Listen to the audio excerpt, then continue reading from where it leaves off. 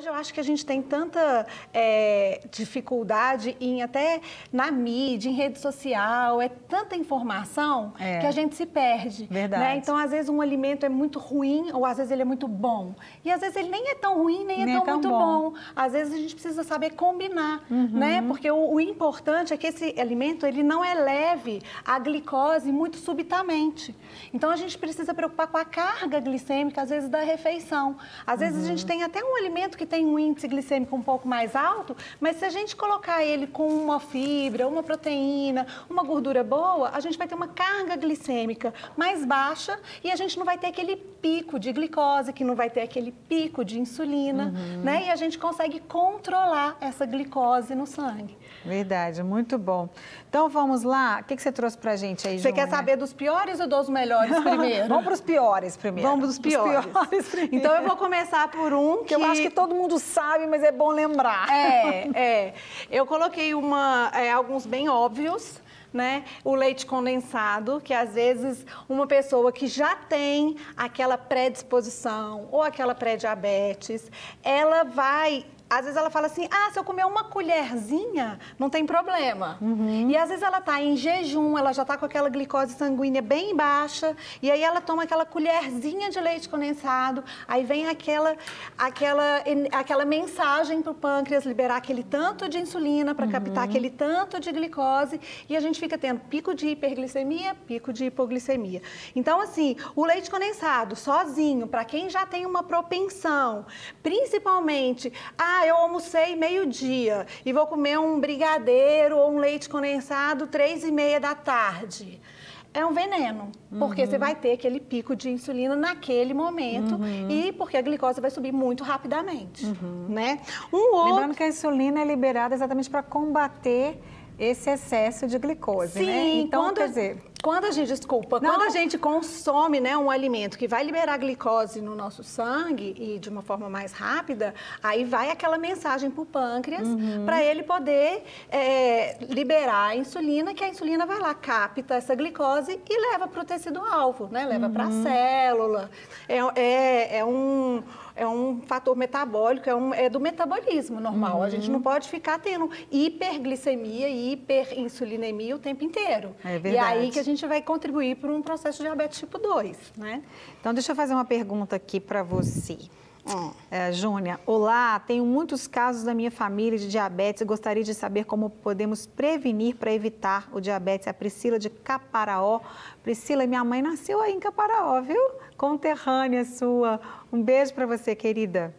Eu acho que um dos fatores, né, como a doutora Flávia falou, é a alimentação, a atividade física e trabalhar melhor essa combinação dos alimentos para a gente não ficar tendo essa carga glicêmica, esse índice glicêmico muito alto, para não ficar elevando a insulina no nosso sangue toda hora, o tempo inteiro. Então, comer um docinho ali toda hora. Tô em jejum, vou comer um chocolate, vou comer uma bala e vou comer um chocolate de novo e vou num docinho.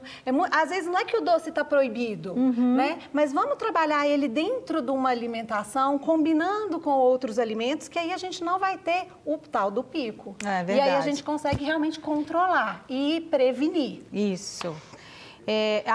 Alimentação saudável, atividade física, né, doutora Flávia, também aliados aí para prevenção. Eu acho que eu costumo dizer o seguinte, que todos nós deveríamos viver como se tivéssemos aí pré-diabetes, né? Sim. Se alimentando, se nós nos alimentarmos dessa forma bem saudável, tivermos atividade física, todos nós, não precisa você estar dentro de um quadro de pré-diabetes, todos nós, não, eu estou longe, aí você relaxa, né? Bom, deixa eu te perguntar aqui sobre a dieta. Sou do Acre, amo o programa e gostaria de saber sobre a dieta cetogênica, se ela funciona bem para diabéticos. E eu não sei se é a mesma pergunta aqui, o Felipe Vulcão, de Rio Branco, no Acre, deve ser ele, que ele pergunta se pode fazer uso da suplementação com whey protein. A cetogênica, ela é uma dieta que ajuda muito nos parâmetros, principalmente bioquímicos. Quem está com a glicose muito alterada, a cetogênica, ela realmente é muito eficaz. Fala como que é essa dieta. Inclusive para colesterol. Agora, ela é muito difícil de fazer para quem não tem um controle, porque é uma dieta com baixíssimos índices de carboidrato. Você não pode comer quase nada, tem que ser uma dieta muito bem orientada, porque ela pode ter efeito colateral de enxaqueca, dor de cabeça, fraqueza. Então, ela tem que ser muito bem orientada por um profissional, um nutricionista, e ela é muito calculada. Então, normalmente, uma dieta cetogênica, de 100% de todos os macronutrientes que a gente consome ao longo do dia, a dieta cetogênica, ela tem só 10% de carboidrato. Normalmente, quando vem um paciente no meu consultório e eu pergunto, o que você comeu ontem? E ele me conta tudo. Eu vejo mais ou menos que a população consome entre 60% e 70% de carboidrato. Então, o que acontece? De repente, você passar de 60% para 70% de carboidrato, para passar para 10%, é muito sofrido para a pessoa. Então, ela normalmente não consegue. Mas ela, sim, é eficiente. Ela é muito difícil. Por isso que é interessante a gente procurar um médico e toda a equipe que vai trabalhar aí nessa questão. Vamos falar dos alimentos? Vamos. Porque o nosso tempo voa. A gente queria falar tanta coisa. Eu vou falar dos alimentos bons, porque eles vão contribuir, né, para... Desculpa, Júnia. Você estava falando já dos alimentos aquela hora. É porque eu estava falando dos maus, né? Isso, está falando dos maus. Você pode terminar aqui os maus para a gente ir para os Pode, então vamos. O tal do pãozinho francês, né, que a gente gosta muito, faz parte do nosso hábito.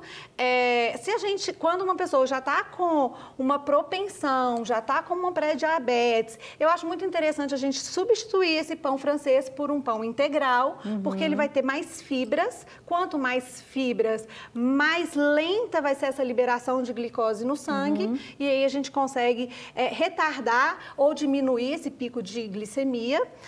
E muitas vezes o que acontece? Além do pão branco ser com farinha, ele vem acompanhar. A pessoa ainda passa uma geleia. E aí piora um pouquinho, né? Pior. Não quer ficar um segundo por fora da nossa programação? Agora você pode nos acompanhar através das plataformas digitais. Não perca tempo. Acesse, curta e siga-nos. Fique por dentro de tudo que acontece por aqui. Rede Super, inspirando você.